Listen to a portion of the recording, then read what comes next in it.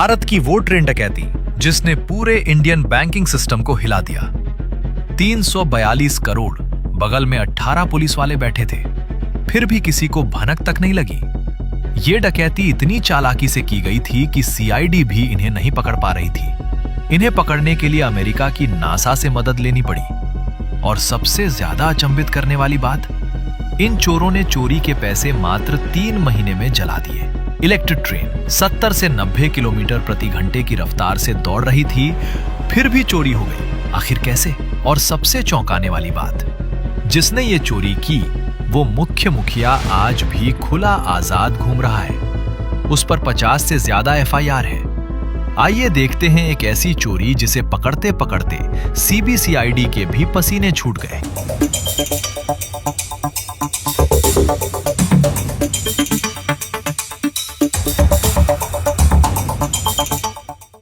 8 अगस्त 2016 रात करीब 9 बजे 11064 सेलेम चेन्नई एगमोर एक्सप्रेस तमिलनाडु के सेलेम रेलवे स्टेशन से चेन्नई के एगमोर रेलवे स्टेशन के लिए रवाना हुई। ये एक पैसेंजर ट्रेन है जो सेलेम जंक्शन से चलकर अगले दिन सुबह चेन्नई एगमोर स्टेशन पहुंचती है। वैसे तो इसमें सिर्फ पैसेंजर ही जाते थे, लेकिन उस रात इसमें 2 पार्सल कोच डिब्बे भी जोड़े गए थे, जिसमें लकड़ी के 226 सील बंद बक्से रखे गए थे। इनमें 100, 500 और 1000 के नोट थे। और ये कोई 1 से 2 करोड़ नहीं, बल्कि पूरे 342 करोड़ रुपए थे। ये पैसे अलग अलग बैंकों से कलेक्ट करके चेन्नई की आरबीआई में भेजे जा रहे थे। ये सॉइल्ड नोट्स थे, वो नोट जो चलते चलते लोगों के हाथों में आते आते थोड़े फट जाते हैं, गंदे हो जाते हैं, चलने लायक नहीं रहते।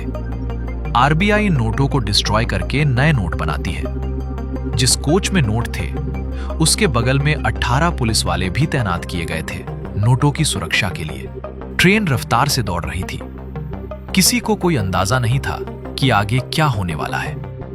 कोई खाना खा रहा था, कोई बातें कर रहा था, लेकिन इसी बीच उसी ट्रेन की छत पर 5 लोग मौजूद थे जो भारत की सबसे बड़ी ट्रेन रॉबरी को अंजाम देने वाले थे। लेकिन इन चोरों के लिए भी ये चोरी करना कोई आसान काम नहीं था। चोरों के पास सिर्फ 1 घंटे का वक्त था पूरी चोरी करने के लिए, क्योंकि आगे वृद्धाचलम स्टेशन से ये ट्रेन इलेक्ट्रिक हो जाती थी। ये सभी चोर लोकल के नहीं थे, ये सब मध्य प्रदेश से आए थे। इनका गैंग था पारधी गैंग। इस गैंग का सरगना था मोहर सिंह पारधी, मध्य प्रदेश के गुना का रहने वाला। पहले ये अपने एक रिश्तेदार के साथ काम करता था, लेकिन उस रिश्तेदार की एक एनकाउंटर में मौत हो गई। इसके बाद मोहर सिंह ने अपना नया गैंग बना लिया, जिसमें अपनी बीवी, बच्चे और रिश्तेदारों को शामिल किया। फिर शुरू हुआ क्राइम का सिलसिला। राजस्थान, महाराष्ट्र, गुजरात, जम्मू कश्मीर और दिल्ली में लूटपाट, हत्या जैसे कांड किए। जम्मू कश्मीर में एक परिवार के 5 लोगों को खत्म कर दिया।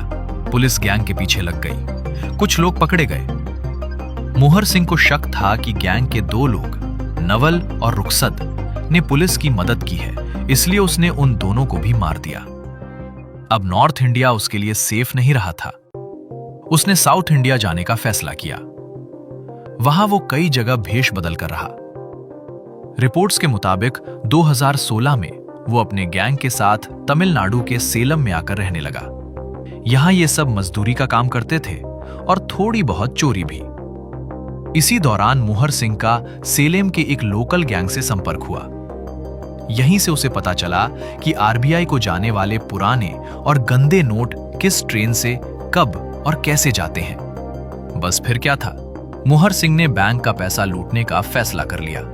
अपने गैंग के साथ मिलकर उसने अयोध्यापट्टनम और वृद्धाचलम स्टेशंस के बीच के पूरे रूट की हफ्तों तक छानबीन की। सेलेम चेन्नई एगमोर एक्सप्रेस का रूट भी कई दिनों तक अच्छे से चेक किया। इससे पारधी गैंग को पता चल गया कि अयोध्यापट्टनम और वृद्धाचलम के बीच ट्रेन की रफ्तार काफी धीमी होती है। सेलेम से वृद्धाचलम के बीच इलेक्ट्रिक रूट नहीं है, यानी ट्रेन डीजल इंजन पर चलती है। बस यही था उनका मौका। रात के 10:15 ट्रेन में लगभग सब सो चुके थे। 70 किलोमीटर प्रति घंटे की रफ्तार, हवा का शोर और उसी शोर में दब रही थी छत पर कट्टर चलने की आवाज। वृद्धाचलम अब ज्यादा दूर नहीं था, हर पल का हिसाब था। कट्टर रुका नहीं, हाथ थके नहीं, और फिर पार्सल कोच की छत में 2 फुट लंबा 2 फुट चौड़ा एक छेद बन गया। पांचों के चेहरे खिल उठे, एक पल भी बर्बाद नहीं किया। 2 लोग रस्सी थामे बिना कोई आवाज किए उस छेद से नीचे उतर गए, सीधे उन बक्सों के बीच जिनमें 342 करोड़ रुपए बंद थे। पहला बक्सा खोला, ताला तोड़ा, नोट निकाले और लुंगी में भरने लगे। हाथ एक पल के लिए भी नहीं रुके, दिमाग चलता रहा और इतनी कम देर में इतना पैसा भरा कि उनकी 6 लुंगियां नोटों से पूरी तरह भर गई। मन था और लूटे, लेकिन ऊपर से इशारा आया कि वक्त खत्म हो रहा है। साथियों ने रस्सी से भरी हुई लुंगियां ऊपर खींची और दोनों चोर भी रस्सी थामकर वापस छत पर आ गए। अब पांचों की नजर थी सिर्फ एक जगह पर, वायलोर ओवरब्रिज। वृद्धाचलम से कुछ किलोमीटर पहले घुमावदार पटरी की वजह से ट्रेन यहां थोड़ी धीमी होती थी, और यही वो जगह थी जहां उनके बाकी साथी एक गाड़ी लेकर पहले से खड़े थे। जैसे ही ट्रेन वायलोर ओवरब्रिज पर पहुंची और रफ्तार धीमी हुई, पांचों ने पहले नोटों से भरी लुंगियां नीचे अपने साथियों की तरफ फेंकी, फिर एक एक करके खुद भी चलती ट्रेन से छलांग लगाई। नीचे खड़े साथियों ने उन्हें थामा, सब गाड़ी में सवार हुए और देखते ही देखते रात के अंधेरे में गायब हो गए। ट्रेन आगे बढ़ती रही और पीछे उसी कोच में 18 पुलिस वाले बैठे थे, बेखबर बेफिक्र, जिन्हें कानों कान खबर नहीं थी कि उनकी नाक के नीचे क्या हो गया।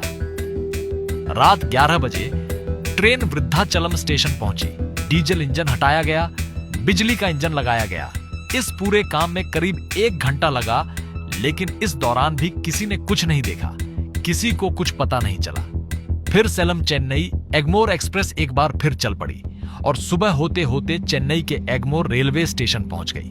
ट्रेन रुकी, यात्री उतरे, 18 पुलिस वाले भी उतरे और रोज के तरीके से पार्सल कोच के चारों तरफ खड़े हो गए, जैसे रात भर कुछ हुआ ही नहीं, जैसे सब कुछ बिल्कुल सामान्य था। कुछ घंटों बाद भारतीय रिजर्व बैंक के अफसर पैसे लेने पहुंचे। पहला पार्सल कोच खुला, सब ठीक था, बक्से सलीके से रखे हुए थे, कोई गड़बड़ नहीं। फिर दूसरा पार्सल कोच खुला और अंदर का नजारा देखकर सबकी आंखें फटी की फटी रह गईं। छत में एक बड़ा छेद था जिससे सुबह की धूप सीधे अंदर आ रही थी।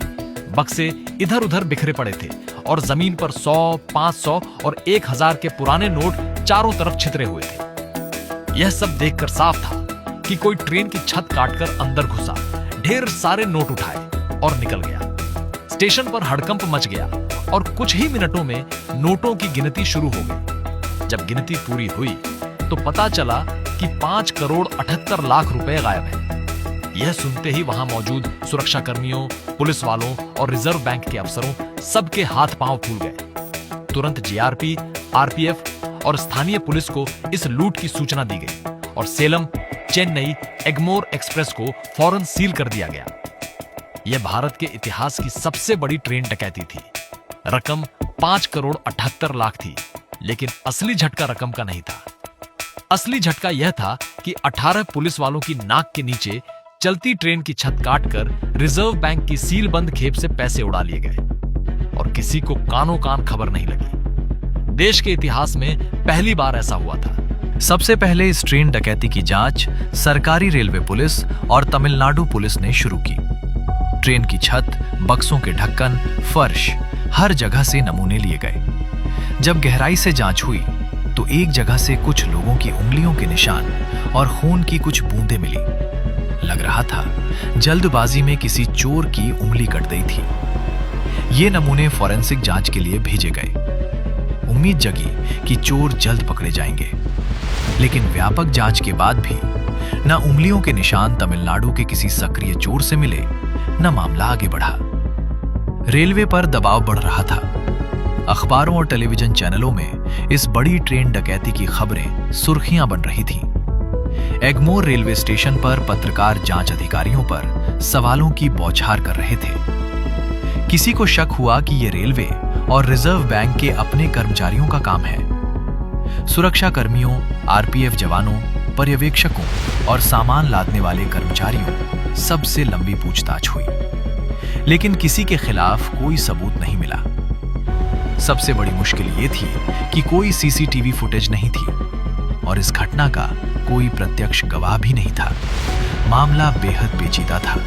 इसीलिए सिर्फ 2 दिन बाद 11 अगस्त 2016 को यह मामला तमिलनाडु की सीबीसीआईडी को सौंप दिया गया। एडीएसपी सेंथिल कुमारन को इस जांच की कमान दी गई और डीएसपी कृष्णन को मैदानी कार्रवाई की जिम्मेदारी। इनके अलावा सब इंस्पेक्टर शास्त्र Indu Shekharan, special sub inspector सम्मी कन्नू, हेड कांस्टेबल दंडपाणी समेत सीबीसीआईडी के कई अधिकारी दिन रात एक करके इस मामले को सुलझाने में जुट गए। सीबीसीआईडी ने पहले पुलिस द्वारा जुटाई गई जानकारी को फिर से खंगाला। घटनास्थल के भौतिक सबूतों की दोबारा जांच की गई। उन औजारों का पता लगाने की कोशिश हुई जिनसे छत में 2 फुट का छेद किया गया था। जो बक्से पूरी तरह खाली थे या जिनसे थोड़ी बहुत छेड़छाड़ हुई थी, उनकी भी बारीकी से जांच हुई। बस यही नहीं रुके। सेलम से एगमोर के बीच पूरे 350 किलोमीटर के रास्ते में पड़ने वाले हर थाने को सतर्क किया गया और रास्ते के हर रेलवे स्टेशन की सीसीटीवी फुटेज इकट्ठा की गई, लेकिन कुछ हाथ नहीं लगा। इस मामले की सबसे बड़ी मुश्किल ये थी कि चुराए गए नोटों के क्रमांक कहीं दर्ज नहीं थे। चोरी हुए पैसों को ट्रैक करना जांचकर्ताओं के लिए लगभग नामुमकिन था। ऐसे में उन्हें गवाहों के बयान और परिस्थितिजन्य सबूतों पर ही निर्भर रहना था। जांच के दौरान सीबीसीआईडी की टीमें कई राज्यों में गईं और 2000 से ज्यादा लोगों से पूछताछ की, लेकिन कोई ठोस जानकारी नहीं मिली। इस तरह करीब 2 साल गुजर गए। मामला जहां था वहीं खला था। चोर खुली हवा में सांस ले रहे थे और जांच टीम की हर कोशिश नाकाम हो रही थी। हर तरफ से नाकामी के बाद सीबीसीआईडी ने आखिरकार आईटी विशेषज्ञों की मदद लेने का फैसला किया। आईटी विशेषज्ञों को काम सौंपा गया। 8 और 9 अगस्त 2016 की रात सेलम से चेन्नई के बीच सेलम चेन्नई एगमोर एक्सप्रेस के चलने के दौरान जितने भी मोबाइल नंबर सक्रिय थे, उन सब का डेटा निकाला जाए। डेटा विश्लेषण के दौरान कुछ मोबाइल नंबर सामने आए जो ट्रेन की रफ्तार के साथ साथ अपनी जगह बदल रहे थे, यानी वे उसी रास्ते पर चल रहे थे। जब इन नंबरों की जानकारी खंगाली गई तो पता चला कि ये सभी नंबर मध्य प्रदेश के एक ही इलाके से जारी किए गए थे। लेकिन सिर्फ मोबाइल ट्रैकिंग से यह साबित नहीं हो सकता था कि यही लोग ट्रेन डकैती के पीछे थे, क्योंकि उस दिन ट्रेन में हजारों यात्री सफर कर रहे थे। ये नंबर उनमें से किसी के भी हो सकते थे। मामला अभी अधूरा था। तब सीबीसीआईडी ने एक बड़ा कदम उठाया। अमेरिकी अंतरिक्ष एजेंसी नासा से मदद मांगी गई। नासा की टीम ने उस रात सेलम और चेन्नई के बीच के इलाके की हाई रेजोल्यूशन सैटेलाइट तस्वीरें खींची थीं। उन तस्वीरों का बेहद गहराई से विश्लेषण किया गया और तस्वीरों में कुछ दिखा। चलती ट्रेन की छत पर कई लोगों जैसी आकृतियां नजर आईं और खास बात यह थी कि वृद्धाचलम के पास ये आकृतियां अचानक गायब हो गईं। यानी ये साफ हो गया कि चोरी डीजल इंजन बदले जाने से पहले ही हो चुकी थी। मोबाइल डेटा और सैटेलाइट तस्वीरों को मिलाकर सीबीसीआईडी इस नतीजे पर पहुंची कि इस ट्रेन डकैती में करीब 11 लोग शामिल थे और सभी संदिग्ध थे। अब गिरफ्तारी की बारी थी। मध्य प्रदेश पुलिस से संपर्क किया गया, पूरा मामला बताया गया और गिरफ्तारी में मदद मांगी गई। और फिर डकैती के करीब 2.5 साल बाद 12 अक्टूबर 2018 को सीबीसीआईडी ने मध्य प्रदेश के रतलाम के रहने वाले दिनेश पारधी और रोहन पारधी को चेन्नई, तमिलनाडु से गिरफ्तार किया। दोनों को हिरासत में लेकर पूछताछ शुरू हुई। पहले दोनों मुकरते रहे, लेकिन जब दबाव बढ़ा तो टूट गए और मान लिया कि वे इस ट्रेन डकैती में शामिल थे। पूछताछ में पता चला कि यह डकैती पारधी गैंग ने की थी और इसका सरगना था मोहर सिंह पारधी। इसके बाद सीबीसीआईडी मध्य प्रदेश गई, जहां पता चला कि इस मामले के बाकी आरोपी पहले से ही अलग अलग जेलों में बंद थे। मध्य प्रदेश पुलिस के साथ मिलकर गुना सेंट्रल जेल से मोहर सिंह पारधी, रूसी पारधी, महेश पारधी और कृष्णा उर्फ कालिया को तथा अशोकनगर जेल से ब्रज मोहन पारधी को लाया गया और आगे की जांच के लिए चेन्नई लाया गया। बोया पेड़ बबूल का तो आम कहां से हुए, करनी का फल भोगना ही पड़ता है। पारधी गैंग के साथ भी यही हुआ। इस लूट के पैसे वो ठीक से इस्तेमाल भी नहीं कर पाए और लूट के महज 3 महीने बाद 8 नवंबर 2016 को भारत सरकार ने काले धन को खत्म करने के लिए नोटबंदी का ऐलान कर दिया। तब तक पारधी गैंग कुछ जमीन जायदाद और कुछ सामान ही खरीद पाया था और इस तरह नोटबंदी के बाद उनके 500 और 1000 के पुराने नोट बेकार हो गए और पारधी गैंग ने अपने बचे हुए करोड़ों रुपए आग के हवाले कर दिए। मोहर सिंह अपने गैंग के साथ मध्य प्रदेश में था और कुछ समय बाद एक दूसरे मामले में जेल चला गया। इसके बाद सीबीसीआईडी ने उसे और उसके साथियों को ट्रेन डकैती के मामले में गिरफ्तार करके तमिलनाडु लाया। इस तरह भारत की सबसे बड़ी ट्रेन डकैती तो सुलझ गई, लेकिन इसमें पूरे 730 दिन लग गए।